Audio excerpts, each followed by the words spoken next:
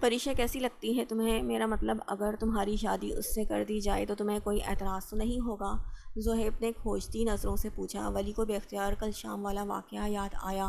وہ مجھ سے بہت چھوٹی ہے اور میں نے کبھی اسے اس نظر سے نہیں دیکھا اور نہ ہی دیکھنا چاہتا ہوں، وہ سنبھل کر بولا۔ اسے زہیب کی بات سن کر جھٹکا لگا تھا۔ بسم اللہ الرحمن الرحیم۔ السلام علیکم، ویلکم ٹو مہم کہانی۔ پلیز ناول کو لائک کر دیجئے، اگر آپ نیو ہیں تو چینل کو سبسکرائب ضرور کر دیجئے۔ چلتے ہیں ناول کی طرف۔ یہ جو بٹن جیسی آنکھیں ہیں، انہیں زمین پر ٹکا کر نہیں سامنے دیکھ کر چلا جاتا ہے، اور یہ بے لگام گھوڑوں کی طرح پوری یونی میں دوڑنے سے بہتر ہے کہ کسی ریس میں حصہ لے لو۔ اب ہٹو پیچھے۔ اشمل نے اپنی ہتھیلیوں کو اس کے بازو پر رکھتے پیچھے کی جانب دھکیلتے ہوئے کہا، جو اس کی جرات پر حیران تھا۔ حیران و پریشان تو آس پاس کے اسٹوڈنٹس بھی تھے، کیونکہ سامنے کھڑا لڑکا کوئی عام انسان نہیں تھا جس پر وہ لڑکی چلا رہی تھی۔ وہ یوگی تھا، یونیورسٹی کے ٹرسٹی کا مغرور بیٹا، جو کسی کی اونچی آواز تک برداشت نہیں کرتا تھا۔ Mind your language miss what ever, میں کسی اس لہجے کا عادی نہیں اور کسی کو اس لہجے میں خود سے بات کرنے کی اجازت بھی نہیں دیتا۔ وہ اپنی گھمبیر آواز میں گویا ہوا، اس کے انداز میں سرد مہری تھی۔ اشمل نے پلکیں جھپکا کر اس کی جانب دیکھا۔ تیر کمان کی مانند تنی چوڑی بھویں، چمکتی براؤن آنکھوں میں اس پل ناگواری واضح تھی۔ وہ بارش میں بھیگا ہوا تھا۔ اس نے نظروں کا زاویہ بدلا۔ ایک اسٹوڈنٹ نے جھک کر اس کو بھیگی ہوئی اسائنمنٹ پکڑائی، جس کے چند صفحے مکمل بھیگ گئے تھے تو کچھ ابھی سلامت تھے۔ اس نے اپنی محنت مکمل ضائع نہ ہونے کا شکر ادا کیا۔ میں آپ سے اس لہجے میں ہی بات کروں گی جس کے آپ عادی نہیں۔ شاید آپ کو اب بھی نظر نہیں آ رہا کہ آپ نے میری اسائنمنٹ اپنے اندھوں کی طرح دوڑنے سے خراب کر دی ہے۔ اس نے سلگتے لہجے میں ہاتھ میں پکڑی فائل اٹھا کر دکھائی۔ مقابل نے ایک نظر اس بالش بھر کی لڑکی کو دیکھا، جس کی آواز بھی اس جیسی نازک اور کمزور تھی، مگر اس کا مضبوط لہجہ اسے چونکا گیا تھا۔ میرا نام یزدان ربانی ہے، جس پر لڑکیاں ایسی ہزار اسائنمنٹ قربان کرنے کے لیے تیار رہتی ہیں، وہ نخوت سے بولا اور جانے کے لیے مڑ گیا کہ پیچھے سے آتی آواز نے اس کے قدم جکڑ لیے۔ ان لڑکیوں کا اسٹینڈرڈ کچھ اور ہوتا ہوگا اور میں ان لڑکیوں میں سے نہیں ہوں۔ میرے لیے چند کاغذ کے ٹکڑے آپ کی ذات سے بڑھ کر ہیں، وہ تڑک کر بولی۔ جنگلی بلی، وہ زیر لب بڑبڑائی اور جنگلی بیل وہ زیر لب بڑبڑائی اور سر جھٹکتی آگے جانے کے لیے بڑھ گئی کہ یزدان اہانت کے احساس سے سرخ چہرہ لیے پیچھے مڑا اور اس کی مرمری کلائی کو تھام کر ایک جھٹکے سے اسے اپنے مقابل کیا۔ سے سوری، وہ اس کی نقاب سے جھانکتی سرمئی آنکھوں میں اپنی براؤن آنکھیں گاڑتا چبا چبا کر بولا، نہیں بولوں گی تو کیا کر لوگے؟ کیونکہ غلطی تمہاری ہے، میری نہیں۔ اشمل کے لہجے میں چٹانوں جیسی سختی تھی، جبکہ دل میں ہانیہ کے آنے کی دعا جاری تھی۔ اسے کبھی کسی نامحرم نے دیکھا نہیں تھا، کجا کہ اس کا ہاتھ پکڑنا۔ اس نے زور لگا کر اپنا ہاتھ چھڑوانا چاہا، مگر وہ نازک سی لڑکی اس کی سخت گرفت سے اپنا ہاتھ کیسے چھڑوا سکتی تھی؟ کیا کر لوگے؟ میں دیکھوں اب میں کیا کرتا ہوں، یزدان نے اس کی کلائی چھوڑتے ہوئے چیلنجنگ انداز میں کہا۔ اپنی ذات کا تماشا بنتا دیکھ اشمل کی آنکھیں بھیگ گئی تھیں۔ جب وہ آگے بڑھا اور اس کے دوسرے ہاتھ سے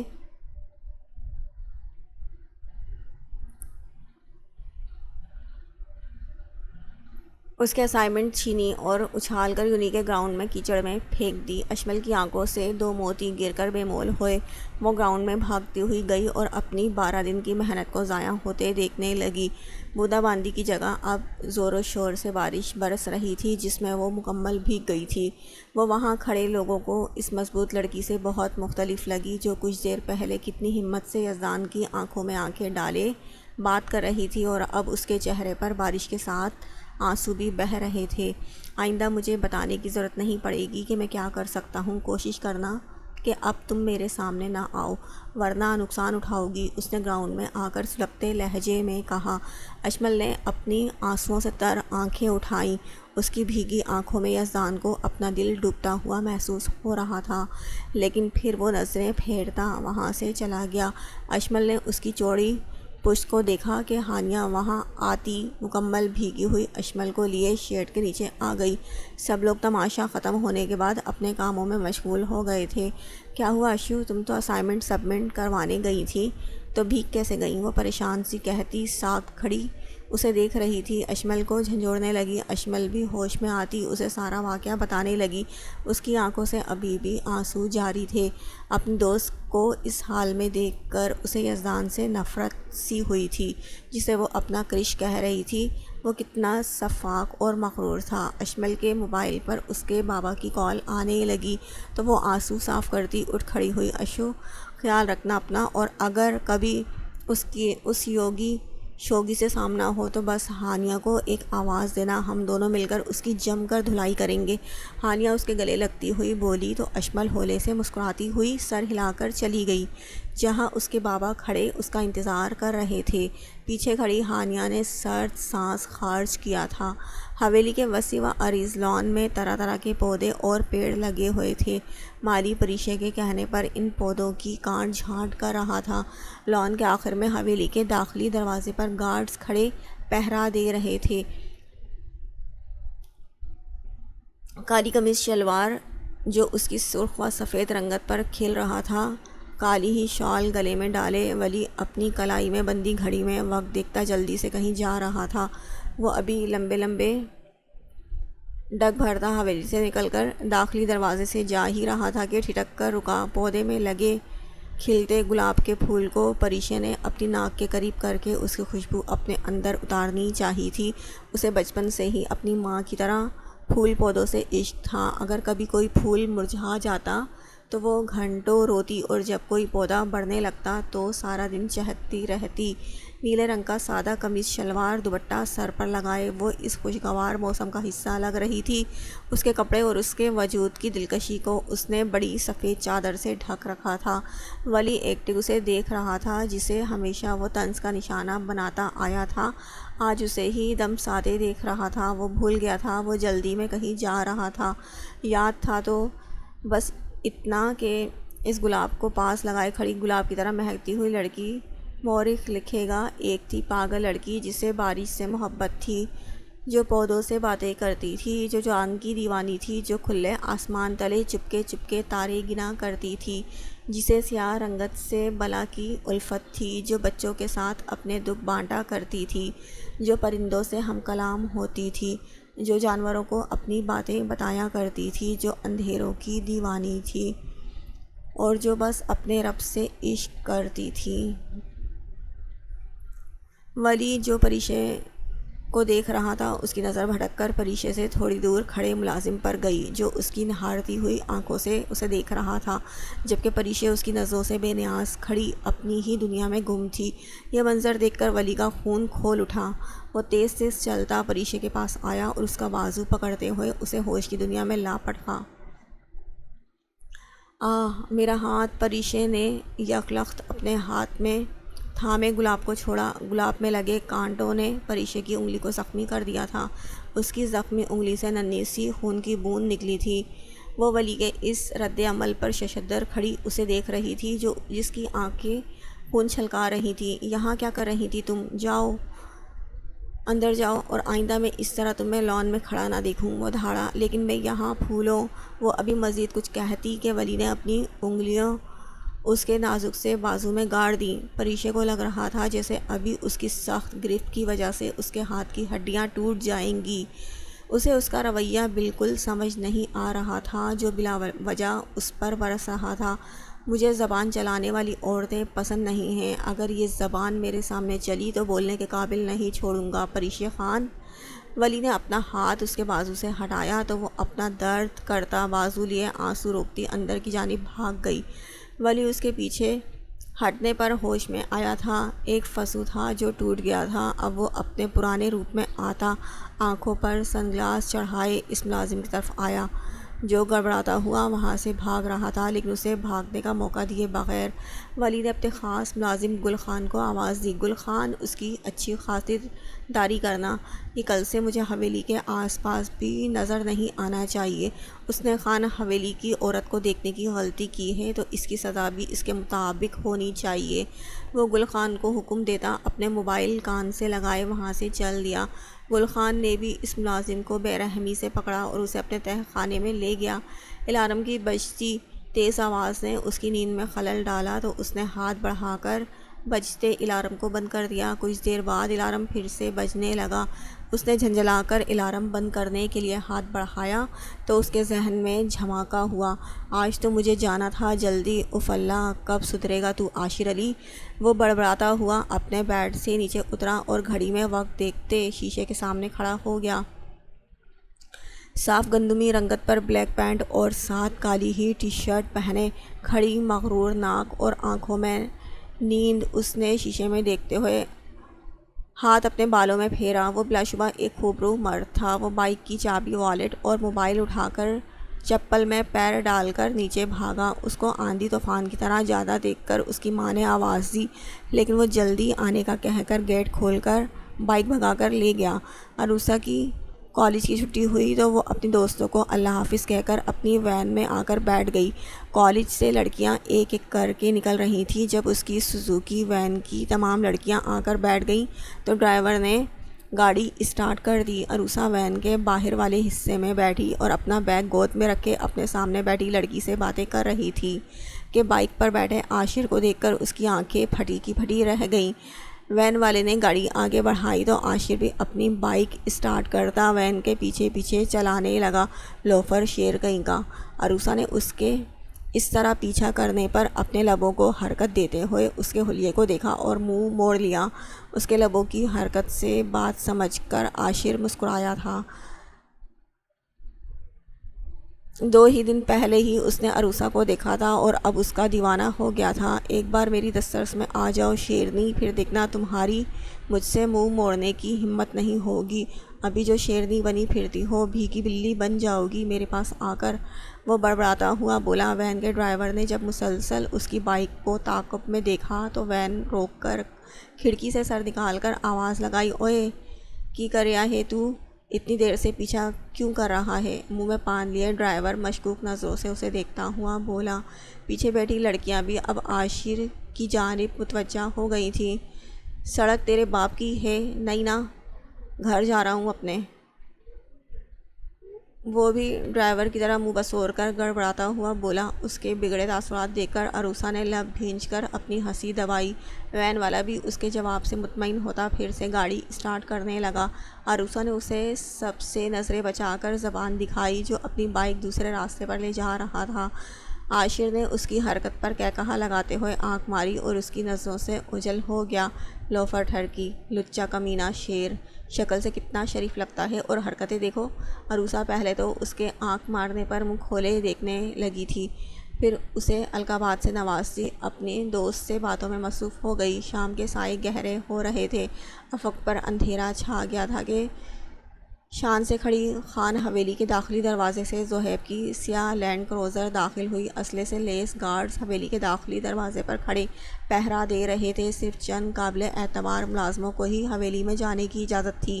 سفید رنگ کے کلف لگا کرتے پر براؤن شال گلے میں ڈالے، بھورے بال، اپنی بھوری داڑھی پر ہاتھ پھیرتا وہ گاڑی سے اترا۔ اس کی بھوری آنکھوں میں نرمی موجود تھی۔ اس کی آنکھوں میں یہ نرمی صرف اپنے دل کے قریب لوگوں کے لیے تھی۔ ایک گارڈ نے آ کر اس کے ہاتھ سے چابی لیتے گاڑی پارک کی۔ وہ لمبے لمبے ڈگ بھرتا لان سے گزر کر حویلی میں داخل ہوا۔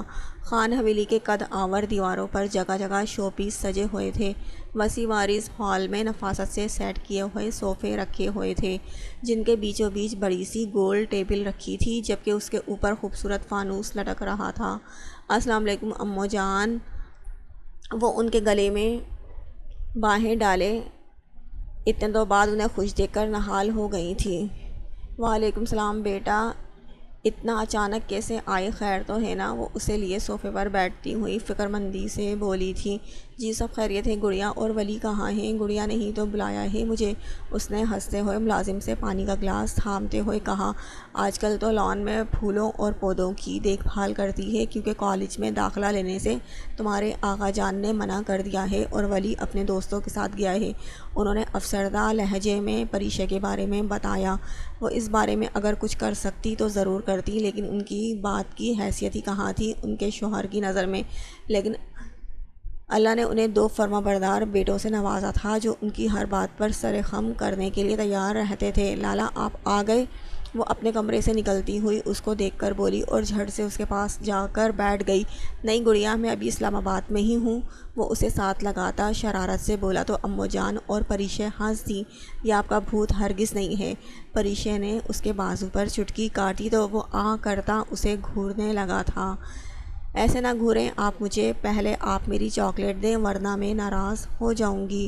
پریشے نے اپنی چادر ٹھیک کرتے اسے یاد دلایا۔ وہ تو میں بھول گیا، اگلی بار آؤں گا تو پکا لے آؤں گا۔ وہ معصومیت سے اپنی داڑھی پر ہاتھ پھیرتا ہوا بولا تو پریشے کا منہ کھلا کا کھلا رہ گیا۔ امّو جان بتا دیں ان کو جب اگلی بار آئیں چاکلیٹ لے کر نہ آئیں تو کوئی بات نہیں کرے گا۔ اس نے خفگی دکھاتے ہوئے امّو جان کی طرف دیکھا۔ میری گڑیا کیوں ظلم کرتی ہو؟ اپنے لالا پر لایا ہوں میں سب کچھ۔ ملازم کو کہہ دیا ہے میں نے گاڑی میں رکھا سامان لانے کے لیے۔ ایسا ہو سکتا ہے کہ میں بھول جاؤں اپنی گڑیا کی بولی ہوئی کوئی بھی بات؟ زہیب نے ہنستے ہوئے کہا تو وہ دونوں بھی مسکرا دیں۔ یہ پریشے اس کے چاچا کی بیٹی ہونے کی وجہ سے بے حد عزیز تھی، اور دوسری وجہ یہ بھی تھی کہ اس کی اپنی کوئی بہن نہیں تھی، لیکن اب وہ پریشے کو ہی اپنی بہن مانتا تھا۔ آپ کھانا لگوائیں امّو جان، بہت بھوک لگ رہی ہے، میں ذرا اتنے میں آغا جان سے مل کر آتا ہوں۔ وہ خوشگواریت سے کہتا آغا جان کے پاس جانے لگا۔ امّو جان بھی اپنے بیٹے کے لیے کھانا لگوانے اٹھ کھڑی ہوئیں، جبکہ پریشے بھی ان کی مدد کرنے کے لیے ان کے پیچھے پیچھے چلی گئی۔ آغا جان میں اندر آ جاؤں؟ زہیب نے لائبریری کے دروازے پر کھڑے ہو کر ادب سے اجازت چاہی۔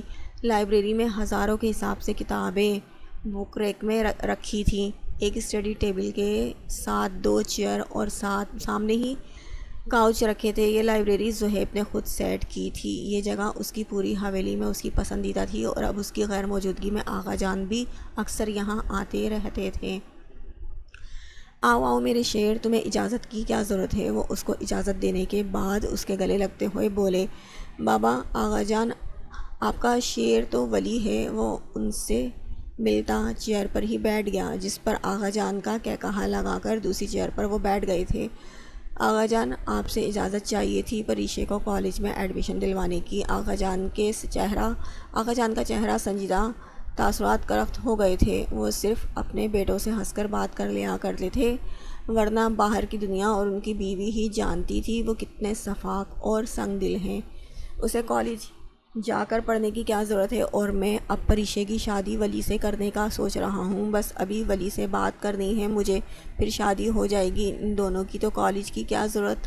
زہیب تو حیرت کی زیادتی سے گنگ ان کی بات سن رہا تھا۔ معاف کیجیے گا آغا جان، پر گڑیا بہت چھوٹی ہے ولی سے، اور ابھی اس کی عمر تعلیم حاصل کرنے کی ہے نہ کہ شادی کی۔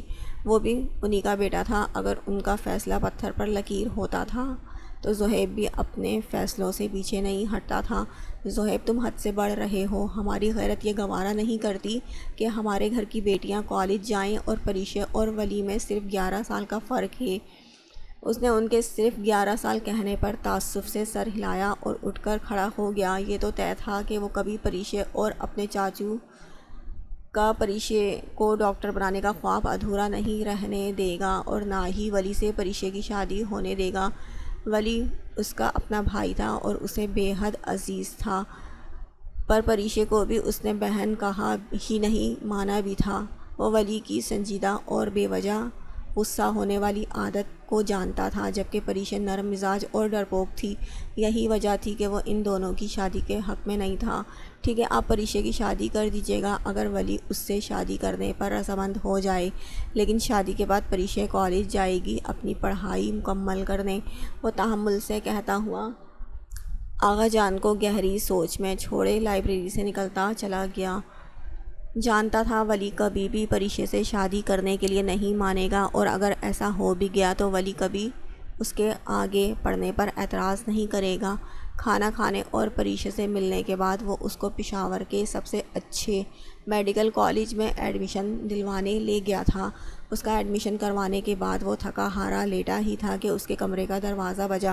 براؤن اور وائٹ امتزاج سے پینٹ کمرے میں جہازی سائز بیڈ رکھا ہوا تھا، سفید رنگ کے پردے کھڑکیوں پر ڈلے ہوئے تھے۔ کمرے کی دائیں جانب اسٹڈی روم کا دروازہ تھا، اے سی کی ٹھنڈک نے ماحول کو پرسکون بنایا ہوا تھا۔ آ جائیں، اس نے اجازت دی اور سیدھا ہو کر بیٹھ گیا۔ ولی نے دروازہ کھولا اور اپنے سے 2 سال بڑے عزیز جان بھائی سے ملنے لگا۔ لالا ایک کال ہی کر کے بتا دیتے مجھے کہ آپ آ گئے ہیں۔ اس نے بیڈ پر بیٹھے صہیب کو دیکھ کر کہا اور اس کے برابر میں ہی بیٹھ گیا۔ تمہیں تنگ کرنا اچھا نہیں لگ رہا تھا یار، اور ابھی 2 دن تک میں یہی ہوں۔ اس نے سوچ لیا تھا کہ وہ آقا جان کے ولی سے بات کرنے سے پہلے ہی اس سے بات کر لے گا۔ ولی میں تم سے ایک بات پوچھوں تو مجھے اس کا سچ سچ جواب دینا، اور بالکل جھجکنے کی ضرورت نہیں ہے تمہیں۔ وہ گہرا سانس بھرتے ہوئے اپنی بات کی طرف آیا۔ لالا آپ جانتے ہیں کہ میں آپ سے کوئی بھی بات نہیں چھپاتا، ویسے ایسی کیا بات ہے جس کے لیے آپ کو بولنے کے لیے آپ کو اپنے بھائی کی اجازت کی ضرورت پڑ گئی؟ وہ ناسمجھی سے اسے دیکھتے ہوئے بولا، پریشے کیسی لگتی ہے تمہیں؟ میرا مطلب ہے اگر تمہاری شادی اس سے کر دی جائے تو تمہیں کوئی اعتراض تو نہیں ہوگا؟ زہیب نے کھوجتی نظروں سے پوچھا۔ ولی کو بے اختیار کل شام والا واقعہ یاد آیا جب پریشے پر وہ دھاڑا تھا۔ یہ آپ سے کس نے کہا لالا؟ وہ مجھ سے بہت چھوٹی ہے اور میں نے کبھی بھی اسے اس نظر سے نہیں دیکھا اور نہ ہی دیکھنا چاہتا ہوں، وہ سنبھل کر بولا۔ اسے زہیب کی بات سن کر جھٹکا لگا تھا کہ اس کا بھائی ایسا سوچ کیسے سکتا ہے۔ وہ کہنا چاہتا تھا کہ وہ اسے عام سی صورت والی پریشے بطور ہمسفر کبھی قبول نہیں ہوگی۔ وہ جانتا تھا اگر اس نے یہ کہا تو اس کے نرم مزاج بھائی کو غصے میں آتے دیر نہیں لگے گی۔ کسی نے نہیں کہا، مجھ سے میرے ذہن میں خیال آیا تو سوچا تم سے پوچھ لوں۔ اس بات کا ذکر تم کسی سے مت کرنا ولی۔ وہ مطمئن ہوتا اس سے باقی باتیں کرنے لگا، جس پر ولی نے محض سر ہلا دیا تھا۔ تو اتنی خوبصورت ہے فدا دیدار پہ تیرے، مکمل عشق ہو میرا، ذرا سا پیار تو دے دے۔ عروسہ کانوں میں ہینڈ فری لگائے بآواز بلند دوپٹہ کمر پر باندھے گانا گانے کے ساتھ جھاڑو بھی لگا رہی تھی، جبکہ اشمل تو یونی سے آتے ہی سر درد کا کہہ کر کمرے میں بند تھی۔ عروسہ اپنی آواز بند کر لو، اگر تمہارے بابا نے دیکھ لیا نا کہ تم اس طرح گانا گا رہی ہو پھر شامت آ جائے گی تمہاری، نرگس بیگم نے کچن سے آواز لگاتے ہوئے اسے کہا، جو اب گانا گانے کے ساتھ ساتھ ہلکے ہلکے ڈانس کے سٹیپ بھی لے رہی تھی۔ اس نے ہاتھ میں جھاڑو کو پکڑ کر مائک بنا لیا تھا۔ آواز نہیں آ رہی میرے بابا کی خوبصورت بیگم جی؟ اسے ہیڈ فون پہننے کی وجہ سے اس کی آواز نہیں آ رہی تھی۔ وہ لاؤنج میں کھڑی تھی جہاں ایک طرف صوفے رکھے تھے اور ان کے سامنے ہی دیوار میں LED نصب تھی۔ لاؤنج کے بائیں جانب کچن اور اس کے برابر میں ڈرائنگ روم تھا، جبکہ دائیں جانب زمان صاحب کا کمرہ اور اس کے برابر میں ان دونوں بہنوں کا کمرہ تھا۔ اوف عروسہ میں کیا کروں تمہارا؟ انہوں نے تعصب سے سر ہلایا، جس پر عروسہ نے بھی کندھے اچکا دیے۔ فلک قدموں میں آ جھکے، حسین لمحات وہ دے دے، تیرے سنگ بھیگ جاؤں میں کبھی برسات وہ دے دے، تیرے بنا جینا پڑے وہ پل مجھے نہ دے۔ اس نے گانے کے الفاظ بولتے ہوئے ہاتھ میں پکڑا جھاڑو اوپر اٹھایا۔ اس کے ذہن میں ایک یک لخت عاشر کا خیال آیا جس پر اس نے منہ بسورا۔ تبھی زمان صاحب گھر میں اندر داخل ہوئے اور سامنے کا منظر دیکھ کر ان کے چہرے پر ناگواری آئی تھی۔ کیا ہو رہا ہے عروسہ؟ ان کی دھاڑ کی آواز سن کر اس کی ہاتھ سے جھاڑو چھوٹ کر فرش پر گری اور چہرے کا رنگ اڑ گیا۔ اسے پتہ تھا کہ اب اس کی خیر نہیں، کیونکہ زمان صاحب ایک سخت گیر اور اصول پسند انسان تھے جنہوں نے اپنی بیٹیوں کو بھی اپنے جیسا بنانا چاہا تھا۔ اشمل تو شروع سے ہی ان کی ہر بات پر سرخم کر دیتی تھی، جبکہ عروسہ تھوڑی شرارتی اور اپنی مرضی کرنے والی لڑکی تھی۔ وہ بابا وہ میں، عروسہ نے اپنی آنکھیں میچ کر انہیں وضاحت دینی چاہی اور اپنا کمر پر بندھا دوپٹہ کھول کر سر پر اوڑھا۔ آئندہ اس گھر میں یہ گانے نہیں چلنے چاہئیں ورنہ لحاظ نہیں کروں گا میں۔ عروسہ میں نہیں چاہتا کہ میرے گھر میں یہ سب ہو۔ میں نے ہمیشہ اپنے روایتوں کا خیال رکھا ہے اور آگے بھی رکھوں گا، سمجھا لیں اسے نرگس۔ ان کی دھاڑ سن کر نرگس بیگم بھی کچن سے لاؤنج میں آ گئی تھی۔ عروسہ کی آنکھوں میں آنسو دیکھ کر زمان صاحب تھوڑا نرم پڑ گئے تھے۔ عروسہ بیٹا آپ جانتی ہو نا کہ آج کل زمانہ کیسا ہے، اور میں اپنی بیٹیوں کو ان فضول حرکتوں کی ہرگز اجازت نہیں دیتا۔ اگر میں آپ کو کسی چیز کے لیے روکتا ہوں تو صرف آپ کی بھلائی کے لیے، کیونکہ میں نہیں چاہتا کہ کوئی میری بیٹی پر انگلی اٹھائے۔ زمان صاحب نے عروسہ کے سر پر ہاتھ رکھتے ہوئے کہا تو وہ سر ہلاتی روتی آنکھوں سے ان کے گلے لگ گئی تھی۔ نرگس بیگم بھی ان دونوں کو ایک نظر دیکھ کر کچن میں چلی گئی تھیں۔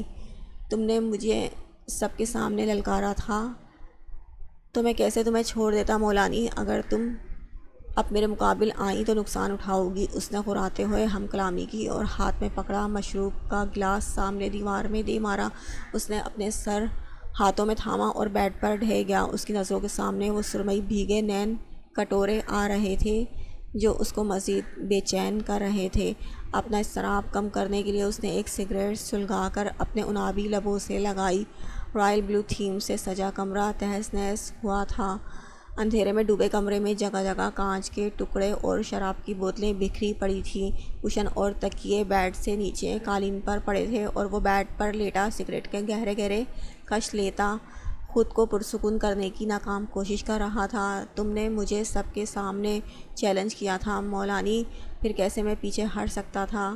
وہ ابھی لیٹا ہوا اپنے آپ کو وضاحتیں دے رہا تھا کہ اس نے جو بھی کیا ٹھیک کیا، اور مسلسل عمل کے بارے میں سوچ رہا تھا کہ کوئی دروازہ کھول کر اندر داخل ہوا۔ حسن ربانی صاحب نے کمرے میں قدم رکھا تو کمرہ سناٹوں کی زد میں تھا۔ ان کا دل جیسے کسی نے نوچ لیا تھا جب ان کی نظر سامنے رکھی ڈھیروں شراب کی خالی بوتلوں اور سگریٹ کی لاتعداد پیکٹ پر پڑی۔ کیا بات ہے یزدان، کیوں خود کو تکلیف دیتے ہو؟ آخر کس چیز کی کمی ہے تمہیں جو تم اس طرح ان چیزوں کے عادی ہو گئے ہو؟ وہ بے بسی کی انتہا کو چھوتے آگے بڑھ کر بیڈ پر لیٹے اس کو دیکھتے ہوئے بولے۔ یزدان اٹھ کر خالی نگاہوں سے انہیں دیکھنے لگا تھا۔ کوئی تکلیف نہیں ہے، اور پلیز آپ اپنے کام سے کام رکھیں، جائیں اپنے بزنس کو ٹائم دیں یا اپنی بیوی کو کہیں گھمانے لے کر جائیں۔ اس نے ناگواری سے کہتے منہ پھیرا اور ایش ٹرے میں سگریٹ بجھا دی۔ بہیو یزدان، ماں ہے وہ تمہاری، دیکھو جو غلطیاں مجھ سے ماضی میں ہوئیں اس کی معافی میں تم سے پہلے بھی مانگ چکا ہوں۔ وہ اس کے پاس بیٹھ کر سمجھانے لگے۔ وہ مانتے تھے کہ ماضی میں انہوں نے یزدان کے ساتھ ناانصافی ضرور کی تھی، مگر اب وہ معافی بھی مانگ رہے تھے۔ انہی کی وجہ سے یزدان بری عادتوں کا شکار ہوا تھا۔ نہیں ہے وہ میری ماں، صرف آپ کی بیوی ہیں، اور مجھے آپ کی کھوکھلی معافی کی ضرورت نہیں۔ وہ سرد لہجے میں بولا۔ ٹھیک ہے بیٹا، لیکن ایسا کب تک چلے گا؟ وہ ابھی مزید کچھ بولتے کہ یزدان اٹھا اور خالی شراب کی بوتل اٹھا کر دیوار پر دے ماری تھی۔ حسن صاحب تو ساکت اس کا اتنا جنونی روپ دیکھ رہے تھے۔ یزدان اپنے بچپن میں بہت سلجھا ہوا اور تمیزدار بچہ تھا، لیکن اس کی ماں کے انتقال کے بعد وہ ضدی اور خود سر ہو گیا تھا، جس میں زیادہ تر ہاتھ حسن صاحب کا تھا۔ وہ کبھی سمجھ ہی نہیں پائے کہ ایک بچے کو آسائشوں سے زیادہ محبت اور توجہ کی ضرورت ہوتی ہے۔ Just get out of my room, اس نے اپنی مٹھیاں بھیجتے ہوئے کہا تو حسن صاحب بھی تعصب سے سر ہلاتے کمرے سے چلے گئے تھے۔ یزدان نے ان کے جانے کے بعد شاور لیا اور اپنی بے چینی کم کرنے کے لیے کلب جانے کے لیے کمرے سے نکل گیا۔ اسے اکیلے کمرے میں گھٹن ہو رہی تھی جبھی وہ ساتھ کے بلانے پر کلب جا رہا تھا۔ مختلف رنگ کی لائٹوں نے کلب کو روشن کیا ہوا تھا۔ ایک جانب ڈانس فلور پر لڑکے اور لڑکیاں مدہوش سی ناچ رہے تھے، جبکہ دوسری جانب کاؤچ رکھے تھے جہاں لوگ بیٹھے حرام اور حلال کی تمیز بھلائے حرام مشروب سے لطف اندوز ہو رہے تھے۔ اپنی آنکھوں سے ملتی جلتی براؤن کلر کی ٹی شرٹ پر جینز پہنے اور ایک ہاتھ میں اپنا مخصوص چاندی کا بریسلیٹ پہنے ہوئے وہ کلب میں داخل ہوا۔ اس کے لمبے کندھوں تک آتے بال آج پونی کی بجائے بکھرے ہوئے تھے۔ وہ اس حلیے میں بھی کتنی لڑکیوں کے دل دھڑکانے کا سبب بنا تھا۔ وہ سب کی نظروں سے انجان نہیں تھا۔ وہ جانتا تھا کہ ہر ایک کی نظریں اس پر ہی لگی ہوئی ہیں، لیکن وہ اپنے آپ کو مغرور ثابت کرتے سب کو نظر انداز کرتا شان سے کاؤچ پر آ کر بیٹھا جہاں ساتھ کے ساتھ نتاشا بیٹھی ہوئی تھی۔